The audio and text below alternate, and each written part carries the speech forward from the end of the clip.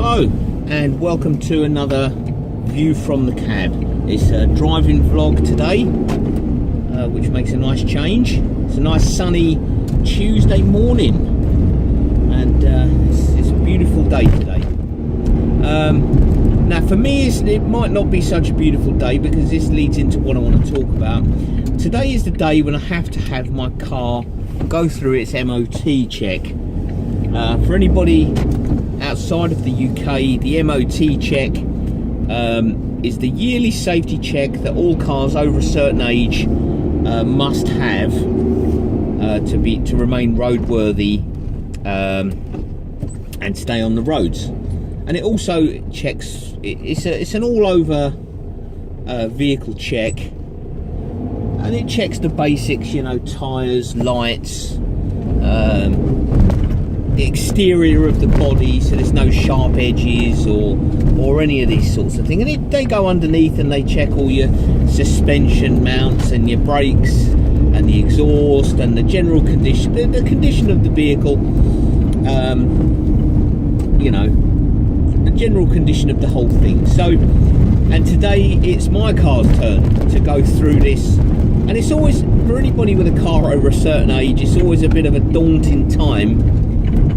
Because you don't know if if your car's over a certain age like mine is, you don't know if it's going to pass first time or if they find something underneath that needs replacing. It could be one of the ball joints, it could be one of the bushes, it could be a track rod end, it could be a brake pipe, your exhaust could need replacing. So it's always a daunting time because once it passes, you only have so long, I think, to get the work done or get the part repaired, and so you can continue using it. And of course, if it's a very dangerous fault that your car's got, you can't use it at all. So it's always a very nerve-wracking, daunting time. I'm pretty confident about my car. But of course, because I don't really go underneath the car and I don't fiddle around with things underneath the body of the car, it's difficult to know 100%. It feels good. It doesn't feel like it's about to fall to bits, but who knows? Who knows? They also look for rust as well. Now, the main thrust. I mean, I'm getting my MOT done at a very reputable garage. I've known the guys there for a long time, and I trust them, and I know that they're not just gonna screw me over,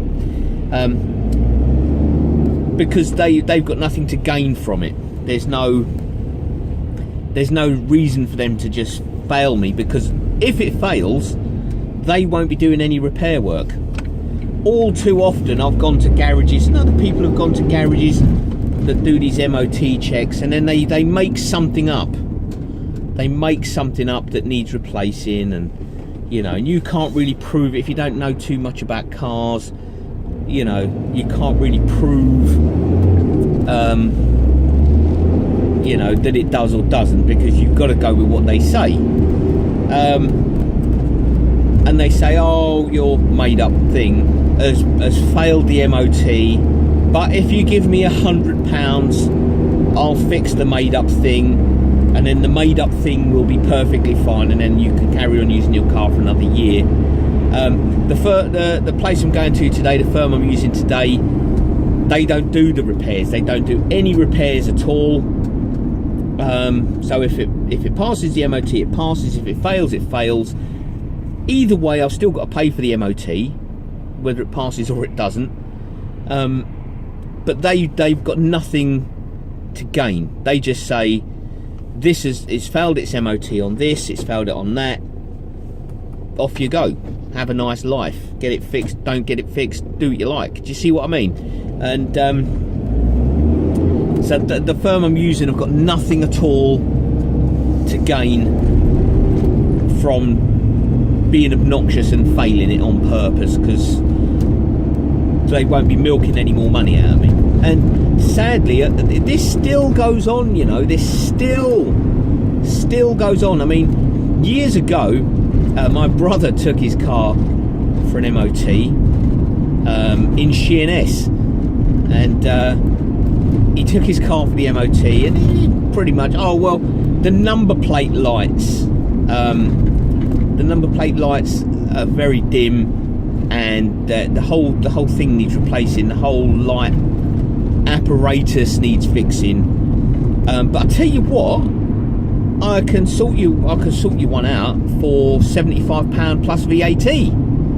So he's brought the car back. My brother brought the car back, and I said, how'd it get on? He said, oh well, it's failed on this. He said the guy reckons the number plate light's really dim, and it's only going to cost £75. I said, whoa, hang on. I said, £75? This is having a laugh. He said, well, that's what the guy said. So I said, let's have a look. So I had a look, and all it was, I mean, the bulb inside the number plate light, that was starting to go black. You know, that blacky silvery colour the bulbs go sometimes when they're getting old. So I said, well, hang on. So I unscrewed it all. I unscrewed the cover and took the bulb out, and we replaced the bulb, and I cleaned it all out inside, because cars of a certain age have been through the wars a bit, and things get dirty and dirt and dust and what have you. So we cleaned it all out, put a new bulb in, cleaned the cover off in some hot soapy water in the kitchen, and hey presto, we've got lovely bright light again to illuminate the number plate. So we took it back, and the guy said, oh yeah, okay, yeah, that's good, that's passed, that's you know, that's good news. So, you know, but it went from being a £75-80 job to being a few minutes with a screwdriver, about 50p for a bulb. You know, so we've gone from say £80 to 50p in 5 minutes work for a made up thing. All he had to do was say, you know, mate, your bulb needs, the bulb is really dim, it probably just needs changing. Do you know what I mean? But no, he wanted to try and fleece some money out of my brother, do you know what I mean? Which I wasn't prepared to let happen, because I don't like seeing the injustice or the unfairness of it all. It's not good. So you know, you really do have to be careful. Then he took it back, and I couldn't believe he did this. He took it back to the same garage for the next year's MOT check. I could have almost just slapped him silly for it, do you know what I mean? And the guy said, oh, the number plate. And I went with him, and he said, oh, the number plate. I said, no. I said, if you recall, I said, we did this last year. I said, and it was, you know, I said it was all good. And he went, oh, that's right. Oh, yeah, of course, I remember now. And then, surprise, surprise, it shows you the quality of the garage. He ticked the box, and it was all good. I mean, this was a few years ago, you know, but he ticked the box. Oh, yeah, of course you had it done, yeah. Oh, now all of a sudden, it's bright again. There's a funny thing, isn't it? We haven't done anything, but we've made the light brighter. So you really do have to be careful, and this is my point, and I've been saying this for a long time, is that MOT stations or MOT garages shouldn't be allowed to offer to do any repair work on cars that they have just failed. They shouldn't be allowed to do it at all, because then they've got everything to gain by being obnoxious and failing you, and it's just a rip-off. If it was a guarantee that if it fails they can't touch it at all, you know, and I've heard other stories where people have had an MOT failure and they've took it to another garage and they've said, well, that's perfectly fine, take it back and tell him you've had it done.